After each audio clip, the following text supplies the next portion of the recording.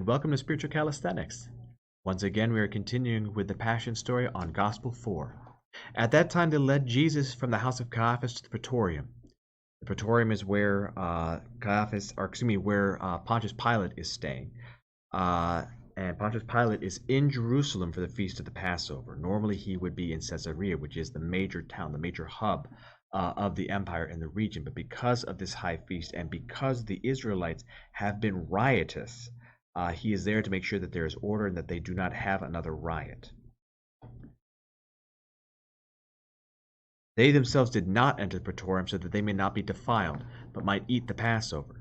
So Pilate went out and said to them, "What accusation do you bring against this man?" They answered, "If this man were not an evildoer, we would not have handed him over."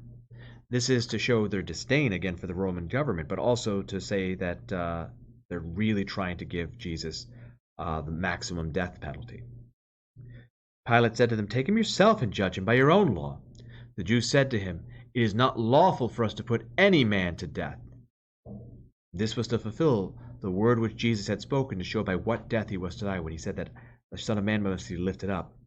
Pilate entered the Praetorium again and called Jesus and said to him, "Are you the king of the Jews?"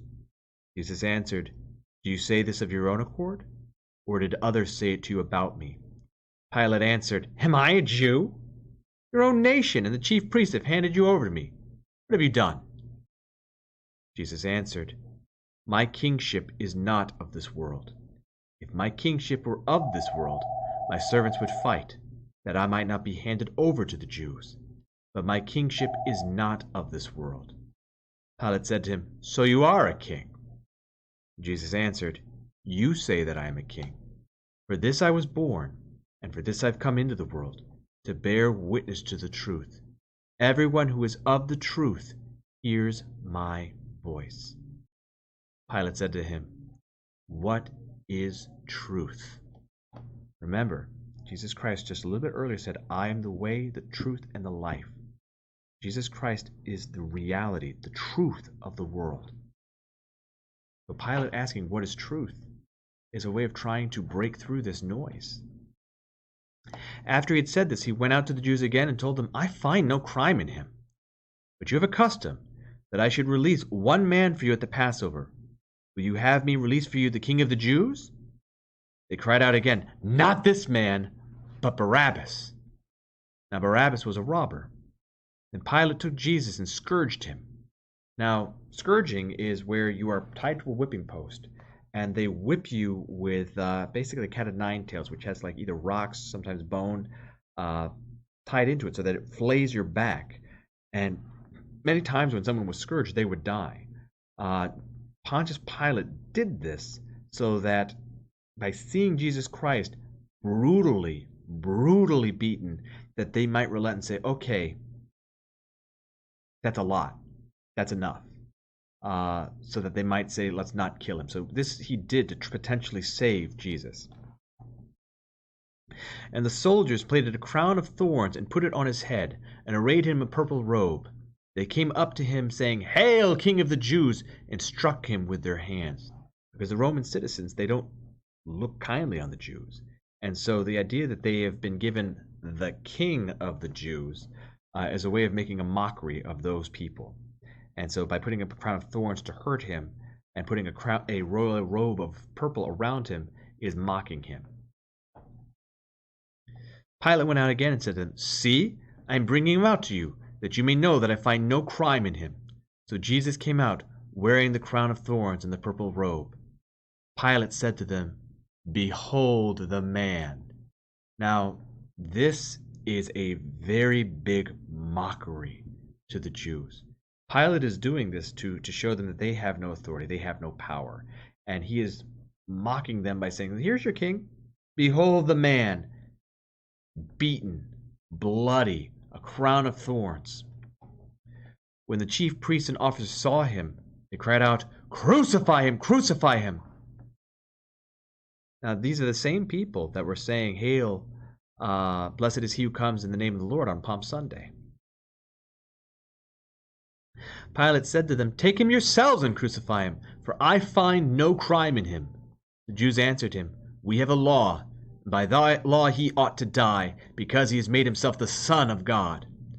So they've tipped their hand as to why they're doing this, because Pilate was given him with the idea that somehow Jesus Christ is a revolutionary who is trying to overthrow the Roman government. And now he's seeing that they are doing this because Jesus Christ might be crazy and thinks that he's God. When Pilate heard these words, he was more afraid. He entered the praetorium again and said to Jesus, "Where are you from?" But Jesus gave no answer. Pilate therefore said to him, "You will not speak to me? Do you not know that I have power to release you, and power to crucify you?" Jesus answered him, "You would have no power over me, unless it had been given to you from above. Therefore he who delivered me to you has the greater sin." Upon this Pilate sought to release him. But the Jews cried out, "If you release this man, you are not Caesar's friend. Everyone who makes himself a king sets himself against Caesar."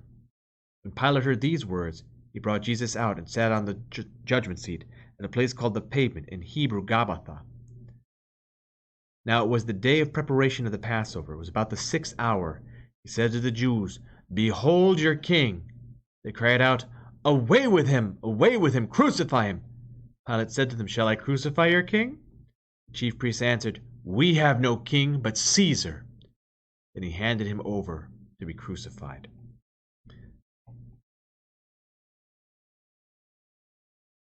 So we'll continue on with Gospel number 5. At that time, when Judas saw that Jesus was condemned, he repented and brought back the 30 pieces of silver to the chief priests and the elders, saying, "I have sinned in betraying innocent blood."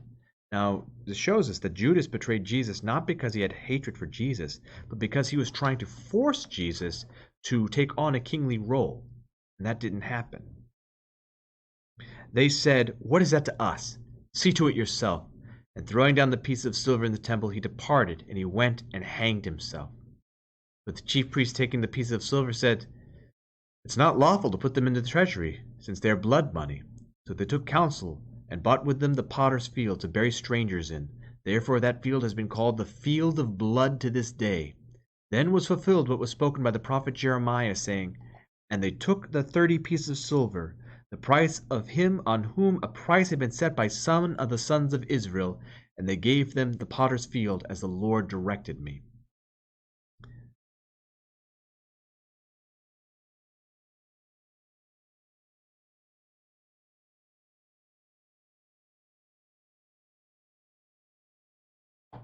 So continuing forward, skipping over the parts that we've already gone over.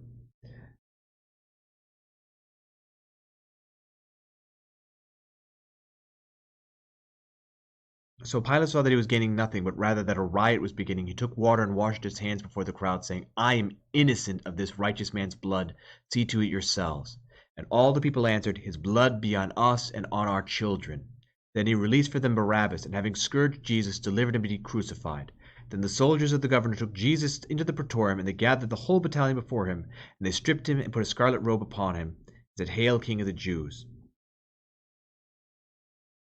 And so again, this is going kind of back and forth as to what we've already seen from the other scripture readings of this.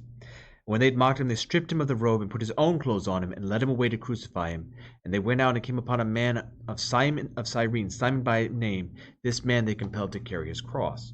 Now the reason why this was necessary, that Simon of Cyrene had to carry the cross, was Jesus had just been scourged. He can't carry the cross. Now also what's important about this is that when Pontius Pilate said, "Crucify him yourselves," this is where we get the tradition that Caiaphas, remembering the story of Lot, goes to get the wood of the tree of Lot, that expands and contracts, that we talked about on the spiritual calisthenics of Stavros Proskinesios. And that is why the wood of the cross comes from the Jews and from the temple. I hope that you've enjoyed this next part of the Passion spiritual calisthenics. We will continue on with part 4.